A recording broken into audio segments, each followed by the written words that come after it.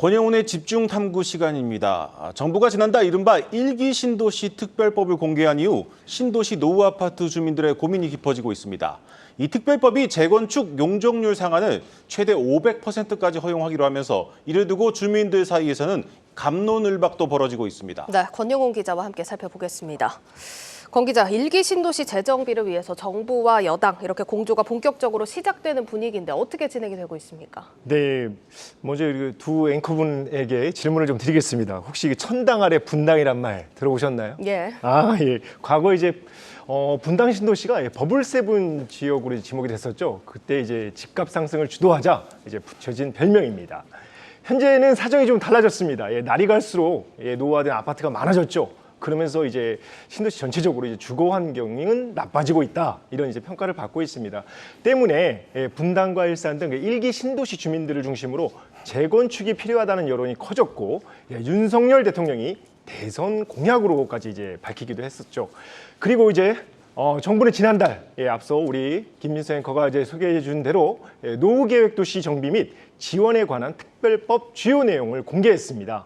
1기 신도시 재건축을 위해서 이제 각종 규제를 풀고, 그리고 온갖 그 지원책을 이제 이 안에 특별법 안에 담았는데요. 좀 주요 내용을 좀 하나하나 좀 살펴보겠습니다. 우선 특별 정비구역 적용 대상에 1기 신도시를 포함해 택지 조성 사업 완료 후 20년이 경과한 100만 제곱미터 이상 택지로 범위를 넓혔습니다. 이제 앞서 이제 말씀드린 대로 20년이라고 했죠. 근데 우리가 보통 이제 일반적으로 재건축 연한은 30년부터입니다. 그러니까 10년이나 줄어든 거죠. 아주 이게 눈에 띄는 부분이고요. 여기에다가 안전진단을 면제 또는 완화해주고 용적률을 최대 이제 500%까지 높일 수가 있습니다. 여기서 핵심은 바로 용적률입니다. 건물 연면적을 대지 면적으로 나눈 건데 높이를 좌우하는 이제 수직적 건축 밀도의 개념입니다.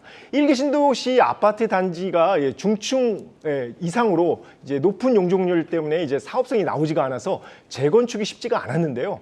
현재 1기 신도시 용적률을 좀 보겠습니다. 169%에서 226%입니다.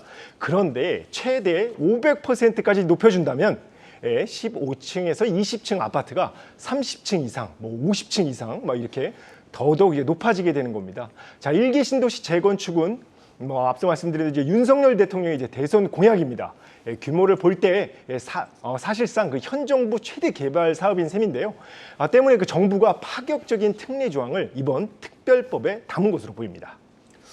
보통 이렇게 이제 파격적인 용적률을 주겠다고 하면 집값이 바로 반응하는 게 일반적입니다. 근데 맞습니다. 실제 반응은 그렇지 않았습니다. 이유가 뭡니까? 우리 역사적으로 많이 경험을 했었죠. 이제 쉽게 해서 이제 지원 관련된 이제 대책이 쏟아지면은 바로 이제 집값이 뛰고 막 이제 이렇게 됐었죠. 근데 1기 신도시 좀 사정이 좀 다릅니다. 1기 신도시가 위치한 이제 해당 시 아파트 거래량을 보면 1월보다 2월에 발표했기 때문에 이제 1월과 2월을 비교했는데요. 1월보다 조금 이제 늘어난 수준에 그쳤습니다. 또 그 대규모 그 개발 호재임에도 불구하고 집값 반등은커녕 오히려 더 내렸습니다. 2월 정부 발표 이후에 한 달 동안 1기 신도시 아파트 가격을 보면 평균 0.37% 떨어졌는데요. 물론 전반적인 부동산 침체가 집값에 영향을 미친 거지만 1기 신도시 재건축을 둘러싼 쟁점들도 걸림돌로 작용을 하고 있습니다. 먼저 하나하나 살펴보겠습니다. 먼저 여소야대 상황에서 특별법이 이제 순조롭게 국회를 통과할 제가 관건입니다. 국회 문턱을 넘더라도 1기 신도시 특혜라는 이제 비판이 이제 지금 벌써부터 나오고 있죠. 그래서 타 지역들의 이제 반발이 나오고 있는 상황입니다. 나아가서 이제 정치권이 이제 개입을 해서 특별 정비 구역이 한없이 이제 늘어날 가능성도 이제 배제할 수가 없는 건데요. 다음으로 단독 재건축, 그러니까 아파트 단지 하나를 하는 게 아니라 이거는 이제 신도시 전체를 하기 때문에 광역 재건축은 이해관계가 훨씬 더 복잡합니다. 단지마다 이제 용적률, 대지 지분 등이 이제 다르기 때문에 사업성 여부를 놓고 갈등이 나타나기가 이제 십상인데요. 특히 이제 용적률 최대 500%, 앞서 말씀드렸죠. 이것을 두고서 이제 비현실적이라는 이제 분석이 나오고 있습니다. 이제 고밀 개발이 되면 이제 닭장 아파트가 될 거 아니냐라는 이제 우려들이 이제 나오고 있는 건데요. 때문에 이제 역세권 일부 단지만 용적률 500%가 이제 적용될 것으로 보입니다. 그렇게 되면 나머지 단지에서 가만히 있을까요? 또 이제 불평불만이 쏟아지겠죠. 그리고 이제 가장 주목할 부분이 바로 약 이제 30만 가구, 이제 1기 신도시의 지금 이제 주택수가 이제 30만 가구인데 이 30만 가구가 공사하는 기간 어디론가 가야 되지 않겠습니까? 거체를 옮겨야 하는데 그럼 당연히 이제 전세 대란이 이제 불가피한 상황입니다. 여기다 이제 일단 정부는 이제 이주 대책을 이제 지자체로 공을 넘긴 상황입니다. 이제 순차적으로 단지별로 이제 이주를 하는 방향으로 정해질 가능성이 높죠. 그런데 이제 향후 이렇게 되면 1기 신도시 재건축이 이제 사업이 종료가 되려면 30년이나 걸릴 수 있다는 지적이 나오고 있습니다. 인터뷰를 한번 보시죠. 이해관계를 다 충족시켜서 가는 것도 오래 걸릴 수 있지만 설령 빨리 간다 하더라도 이주 대책을 확실하게 수립하지 않으면 전체적인 1기 신도시가 다 조성될 때는 뭐 20년이 아니라 그러면 30년도 훨씬 넘어갈 수도 있다라는 우려도 하고 있습니다. 네, 그리고 정부는 과도한 공공기여는 없다고 했지만 다양한 기부 체납 형태로 재건축 초과 이익을 환수하겠다는 입장이어서 지금 뭐 1기 신도시 조합들의 셈법이 이제 복잡해진 상황입니다. 광역 재건축을 통해서 용적률 인센티브를 받더라도 실익이 적고 또 시간이 오래 걸릴 경우에는 단독 재건축으로 하는 게 낫지 않느냐 이런 이제 이탈 움직임이 나올 수도 있는 상황입니다. 예, 뭐 그래도 정부와 여당이 발벗고 나섰으니 네. 일기 신도시 특별법 결국 예정대로 좀 진행될 걸로 보이는데 네네. 그러면 어떤 곳, 어떤 단지들을 좀 주목해 볼 필요가 네, 있을까요? 결국 이제 우리 지금 권영훈 집중탐구를 보시는 분들의 가장 관심사는 그걸 것 같습니다. 그래서 어디가 수혜를 입을 건데 이걸 텐데요. 이번 특별법은 1기 신도시뿐만이 아니라 수도권 택지지구랑 이제 지방 거점 신도시를 포함해서 전국 49개 택지지구가 적용 대상입니다.